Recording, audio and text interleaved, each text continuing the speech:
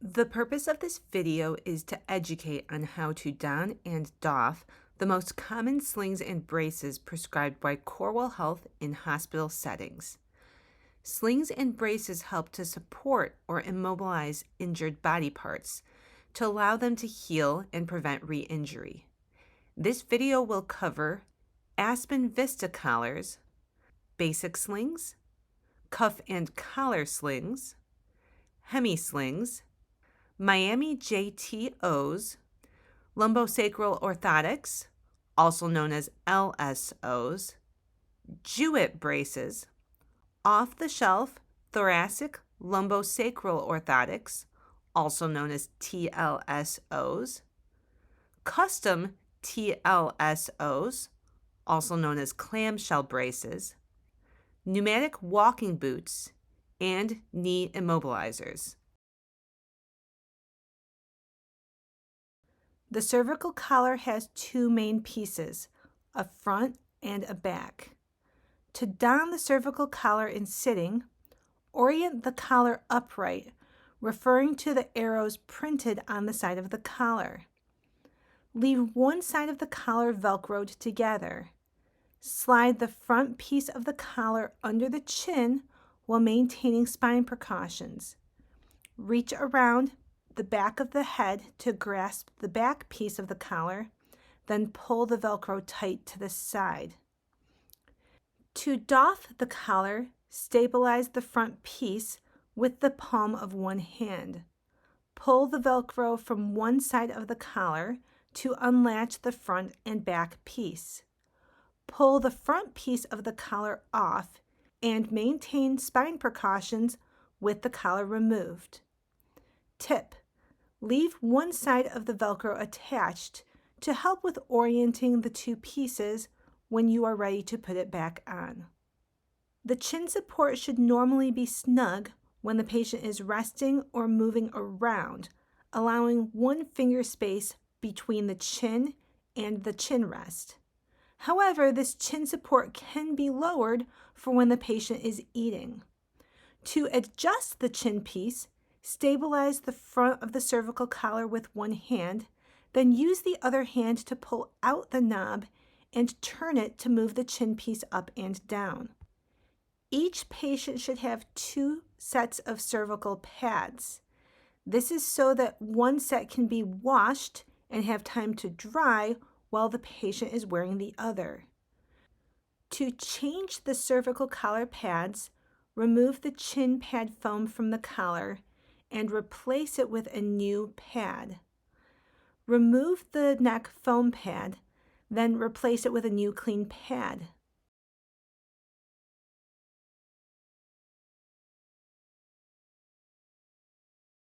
Finally, remove the large back piece, then replace.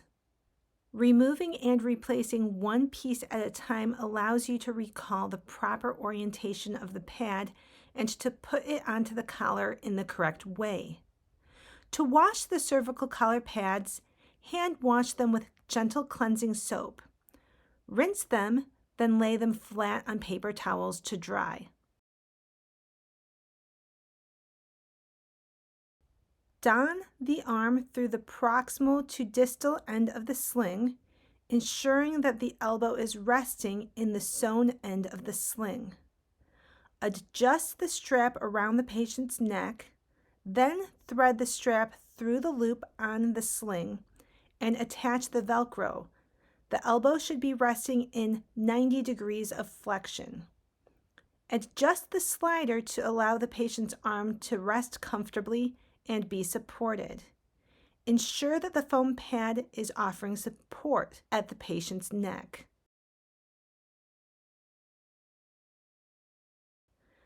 Don the Velcro band around the patient's affected wrist. Loop the strap around the patient's neck to cushion around the neck and shoulder. Attach the metal hook to the metal loop to secure the sling.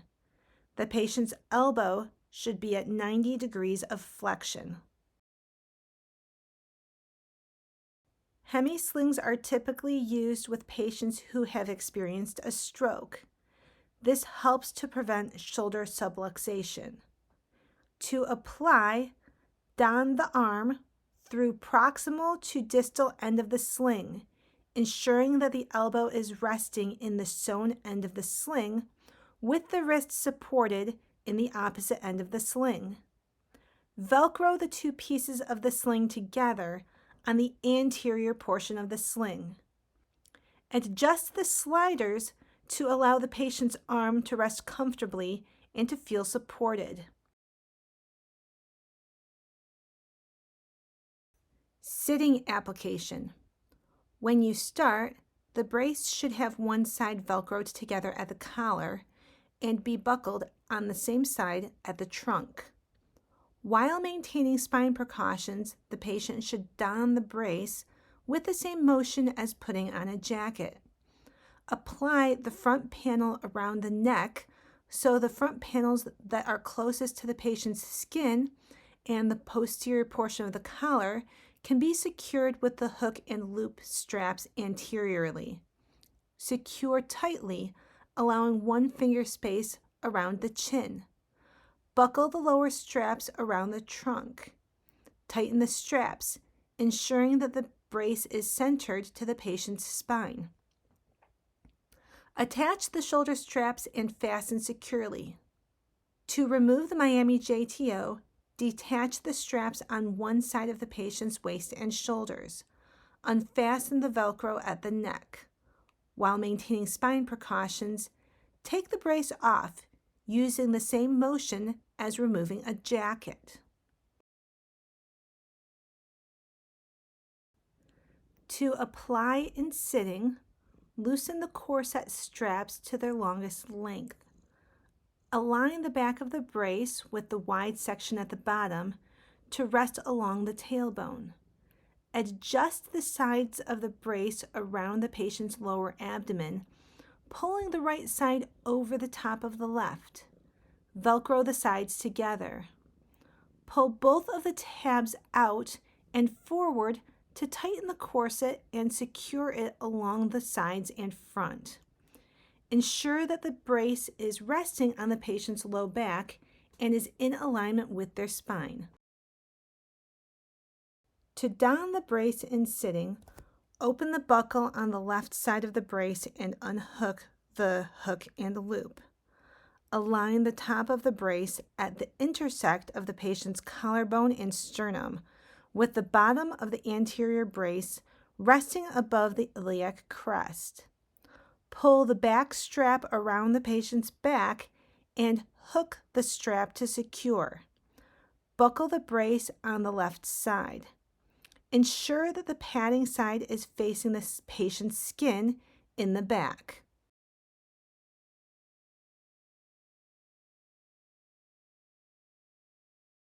To don the device in sitting, place it on like a jacket with one side open and the other with the shoulder strap together. The chest piece should be placed on the sternum. The back piece should be aligned with the spine and touching the sacrum. Pull the abdominal portion across and secure with Velcro. The top straps should not be too tight, otherwise they tend to pull the TLSO out of place. To tighten the TLSO, pull the back tab and string out around the front of the brace. Secure it with Velcro. To adjust the height of the chest piece, pull the knob out, then raise or lower the bracket. A custom thoracic lumbosacral orthotic is also called a clamshell brace. This can be applied in sitting or supine. To don the device in supine, log roll the patient onto their side. Place the back portion of the orthosis against the patient's waist. The bottom portion of this should be close to the sacrum. Roll the patient onto their back and recheck the positioning. Don the front sections by aligning the loops across from the straps, then fasten the straps. The foam portion should overlap over the top of the back sections, not the other way around. To don the TLSO in sitting, place the back section on the patient, aligning the waist roll with the top of the iliac crest. For patients with bigger bellies, some back sections come with a built-in abdominal binder. Place the front sections on, aligning the straps with the loops, and fasten, making sure that the front overlaps on top of the back sections. The shoulder straps do not have to be tight, otherwise they tend to pull the TLSO out of place. Check the fit under the arms and around the sternum, making sure that it has not gone too high.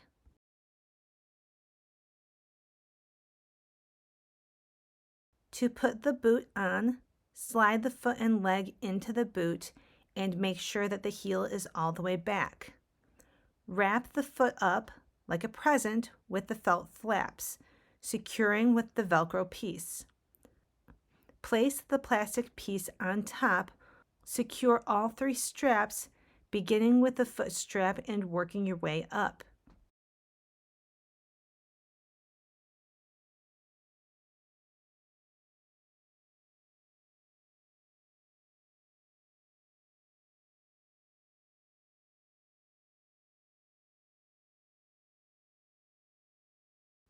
The boot should feel tight, but not too tight. Turn the dial to 1. Pump this 10 to 12 times to add air on one side of the cast. Next, turn the dial to 2. Pump this 10 to 12 times to add air to the opposite side. Once the cast is comfortably filled with the right amount of air, turn the dial to the lock position to prevent it from accidentally bumping the pump and adding more air. To take the boot off, turn the dial to 1, then push the small black release button for several seconds to let out the air. Next, turn the dial to 2 and repeat this step. Take the straps off one at a time and fold them back against each other to prevent the Velcro from sticking. Take the top plastic piece off. Unwrap the foot, then slip the foot out of the boot. It is best to apply this to the patient if they are in supine or long sitting. Place the immobilizer behind the leg and adjust it behind the knee. If the immobilizer has removable or adjustable stabilizer bars, place them medially and laterally along the long axis of the leg. The patient should be wearing the knee immobilizer over their clothing. Fasten the straps and pull them snug, securing them with Velcro. If the patient has an extra strap, apply this diagonally over the knee.